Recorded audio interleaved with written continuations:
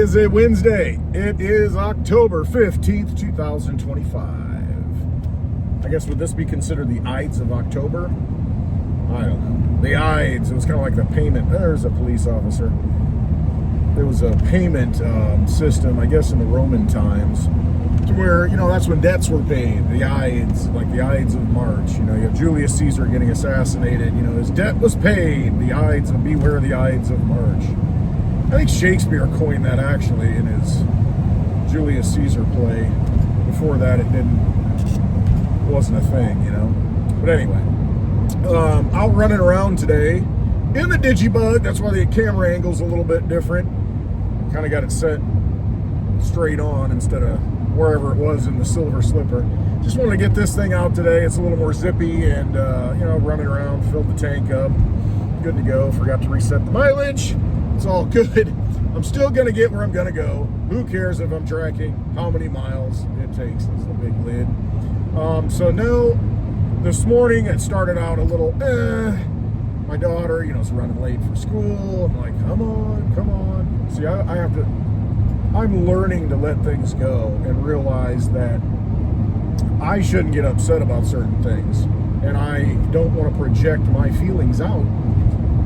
And, she got in the car. She says, are you mad I'm late? I was like, no, you're the one late, not me. You have to get the tardy slip. I mean, I'm going to do what I'm going to do. And so it's just learning to allow other people to own their issues rather than worrying about them for them. Well, especially with children, your kids. It's like, hey, you know what? It's your responsibility. Take care of it. And so I get home, I take her, stop at the store, pick up a few things that were on sale, and then I get a text that says, my Chromebook wasn't in my book bag. I'm like, and usually what will happen is I'll typically pack the book bag and put it in the car. So I texted her and I said, well, maybe you need to check your book bag at night before you go to sleep so that it's ready to go the next day. And so I'm learning, to not take on the responsibilities of other people. And that's a big problem with me. I tend to do for other people when I really shouldn't be doing it. They should be taking responsibility for themselves and for their actions. Just because I can do it for you doesn't mean I should do it for you. And I've learned that with many people in my life. I am not going to take responsibility for things that you should take responsibility for. Now, it's in my nature to do that because naturally I'm a giver. I want to help. But sometimes you don't help people by helping people, if you know what I mean. The only way to help people is to force them to help themselves. And, that's just the way it is. So I ran the Chromebook back to the school, here, get this to her. And, I wasn't upset, but, it was just kind of like, oh, geez, really? And so I let that go. I stopped at a garage sale. Something was calling me to this garage sale because when I dropped her off the first time, I saw the sign. I saw it yesterday. Saw it again today when I dropped the Chromebook back off. And I said, I'm stopping at the garage sale. So I stopped, picked up a couple of things, talked to, some people, and they said, oh, there's a garage sale down the road. And I'm like, okay. So I pull out and I go to that garage sale. And there's a lady there, she was setting up and everything. So we started talking. Turns out her son is in the same grade as my daughter, and so she's going into, she's a teacher and wants to get a teaching job. And I'm a teacher, had a teaching job, and done with teaching. I teach in different ways now. And so we had a good conversation, and met her, and we're both like talking about everything, and so it was really cool. Had a great conversation. Put me in a better mood. Not that I was in a bad mood, but it reinforces, the universe reinforces through stages and signs, garage sale sign, that quit fretting over the things that you can't control. And I know this, and I do that pretty well. However, there are times, just we're human beings, to where things are like, really? And you can't let it weigh you down. You have to look at the good things and the good people that you meet, and don't be closed-minded to it. What is this? Don't be closed-minded to meeting people and, interacting with people. Because I could have been in a bad mood. I could have let it get to me and say, this is ridiculous. There's no reason I should be having to take this back. I can't believe she's not responsible and didn't check her stuff. I'm tired of checking it, but see, I'm projecting myself out. I shouldn't be doing that. The best thing is, okay, this is a good lesson. You forgot it. Make sure you don't forget it again. And so you make sure you check your book bag and have everything ready to go. This is your responsibility. You don't want to show up, without the tools that you need. And so it will be a lesson for her to be more responsible and check it and quit leaning on dad to fix things. Because dad's not always going to fix things that you can fix. So it was a nice little lesson. And, again, I didn't get upset. Just rolled with it. Let the universe unfold, followed the signs, and, had a good conversation, met somebody new. Pretty cool. Anyway, just reinforces everything I'm saying. Just let it go. Just let things unfold. Let it happen as it needs to happen and roll with it. Just go with it. It will all work out. It just does. I had a good conversation with somebody who's in the watches pretty much all my videos and makes comments on them and is always there in the spaces that I do on Twitter or X, always there. And never heard his voice until just this last, Friday spaces. And finally, talked to him, interacted many times. And then, I don't know if I'm not going to say who he is, what his handle is, just because, I don't do that unless I ask for permission. But had a good conversation, and he said, thank you for what you do. Thank you for your philosophy. That whole analogy that you use with just get in the canoe and let the stream take you where it may. He says, I've done that and everything's working out for me. And that's so validating. And so, but it's not validating necessarily, and it makes me feel good because I know it's true in my own life. It's always done that for me. When I just let go and just let things happen, everything happens as it should.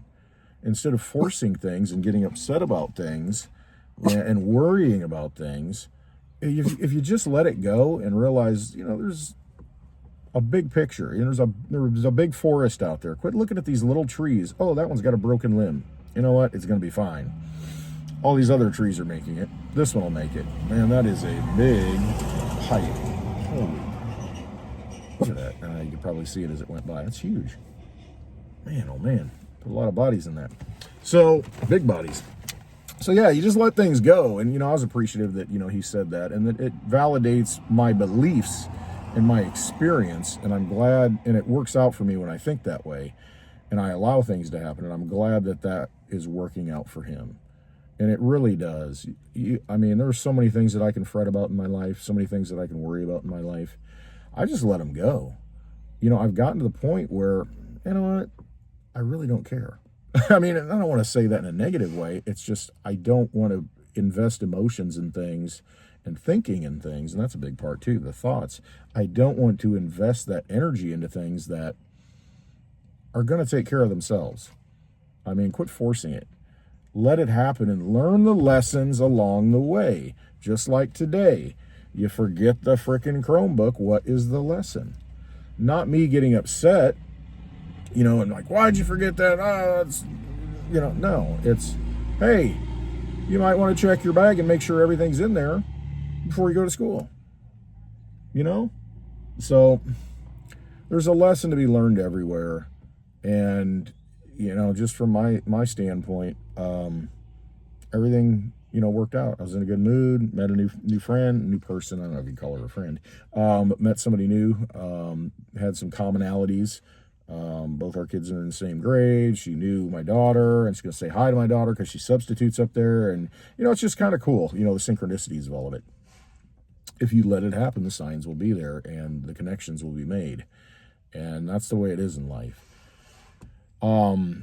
Real quick, I saw today, there are America First accounts. There's some kind of new account coming out. There's a website coming out from the government this December to where, what is it, America First? I'm not sure what it is. It's accounts for 18 and under kids. And if you're under 2, they'll fund it. The government will fund it with, I think, $1,000. And it's an investment account. And this is probably how they get rid of Social Security.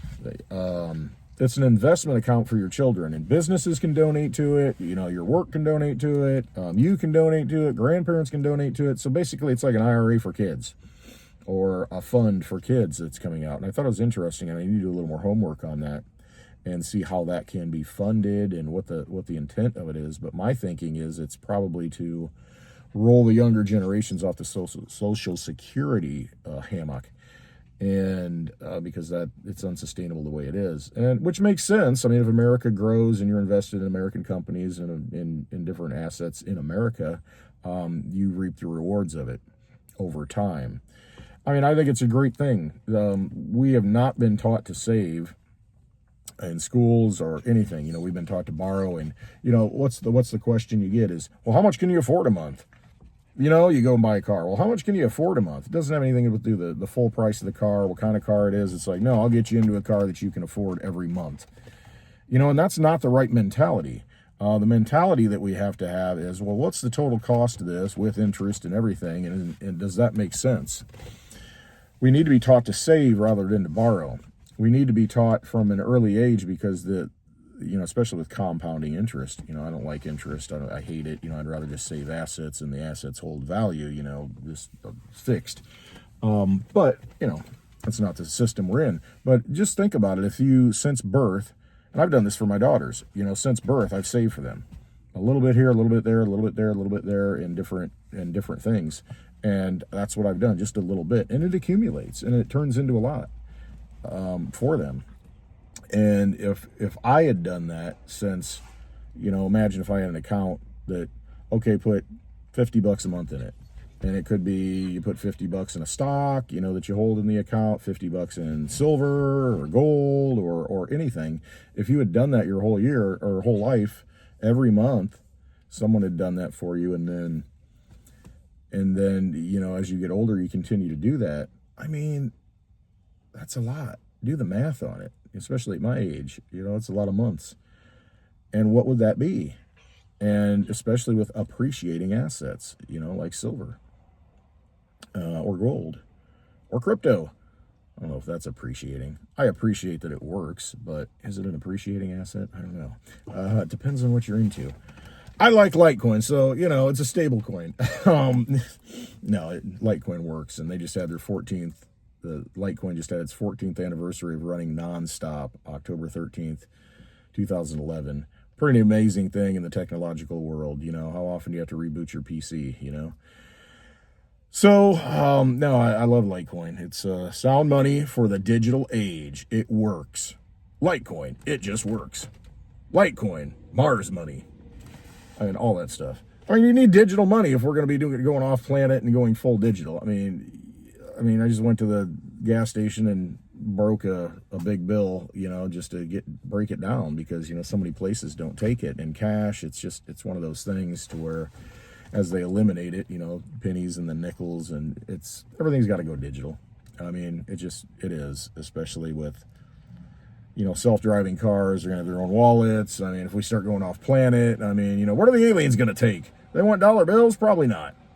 Probably going to want some sound money for the space age. Litecoin, sound money for the solar age, solar system age. Oh man, we almost had a T-bone there.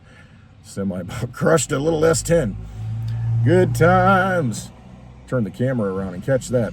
Anyway, that's funny. The name of that truck is, the last name on the trucking company is the last name of the lady I met. There you go, signs.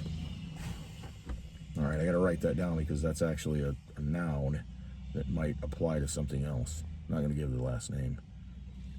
Synchronicities abound. Okay, I'm done. I think. No. Hope you have a wonderful day. I'm having a wonderful day. I really am. And, you know, no matter what, make it a good day. Let those signs unfold in front of you and follow them, and the universe will take care of you. Put out the best energy that you possibly can. You are the light. You are that force of good, that force of light. Put it out there, and everything will fall into place. All it takes is a single match in the darkness to light the whole thing up. And if we have multiple matches, that darkness goes away. And just so you know, that darkness is inside of you. That's where it's at. It's not an external thing. It's what's in you, and you're projecting it out. So stop projecting that out. Project the light out. It vanquishes that darkness. All right. Love you all. Have a wonderful day.